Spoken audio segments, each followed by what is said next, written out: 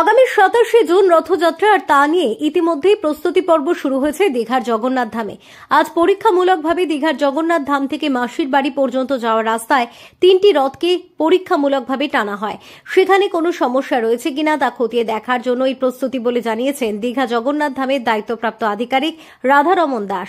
তিনি বলেন, যেহেতু 27 তারিখ রথযাত্রা রয়েছে, তাই 26 তারিখের দিন থেকে সর্বসাধারণের জন্য জগন্নাথ দেবের দর্শন পাওয়া যাবে। এই মুহূর্তে যেহেতু স্নানযাত্রা চলছে, জগন্নাথ দেব শয়নে রয়েছেন, তাই মন্দির দর্শন করলেও মূর্তি দর্শন করতে পারছেন না ভক্তরা। ইতিমধ্যে প্রস্তুতি জোর কদমে শুরু হয়ে গিয়েছে। আজ 3টি রথকে পরীক্ষামূলকভাবে রাস্তায় বের করা হয়, যেখানে কয়েকটি জায়গায় সমস্যা ধরা পড়লে তার সমাধানের চেষ্টা করা হচ্ছে।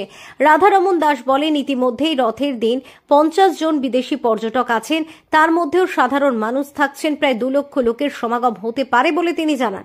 তাই তাদের ক্ষেত্রে বাড়তি নিরাপত্তা এবং রথযাত্রা যাতে সুষ্ঠুভাবে হতে পারে তার ব্যবস্থা গ্রহণ করা হচ্ছে। ইতিমধ্যে 144টি জায়গায় রথযাত্রা ইস্কনের তরফ থেকে করা হচ্ছে বলে ইস্কন অধিকর্তা জানিয়েছেন। তবে পুরীর মতন পুরো নিয়ম কানুন না হলেও যতটা সম্ভব আমরা চেষ্টা করছি সেই রথ যাতে সুষ্ঠুভাবে পরিচালনা করা যায়। আপনারা জানি কি দীঘা অনেক পপুলার ডেস্টিনেশন হয়ে গেছে, পুরো বাংলাতে তো মোটেই, পুরো ভারতে একটা খুব পপুলার ডেস্টিনেশন হয়েছে দাঁড়িয়ে গেছে।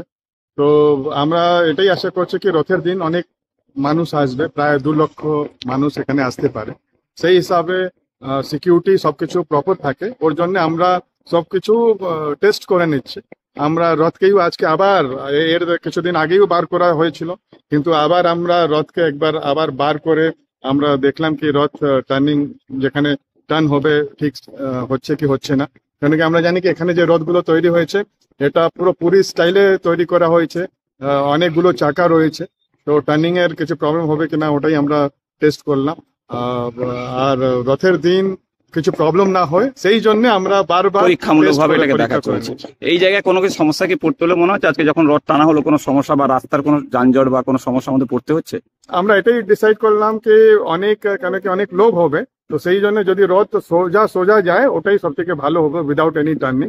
ওই হিসাবে আমরা রথকে 26 তারিখ রাত্রিবেলা আমরা ওটা যেখানে রাখার আছে ওখানে লাগাবো, আর রথ প্রায় সোজাই যাবে ওদের। এমন তো মুখ্যমন্ত্রী বলেছেন যে প্রায় 1 কিলোমিটার ধরে দড়ি থাকবে যেখানে সাধারণ মানুষরা যেতে পারেন, তার ক্ষেত্রে কোনো নিরাপত্তা বা এখানকার প্রস্তুতি পর্ব কিরকম চলছে? হ্যাঁ, ওটাই নিয়ে আমাদের মিটিংও হলো আজকে।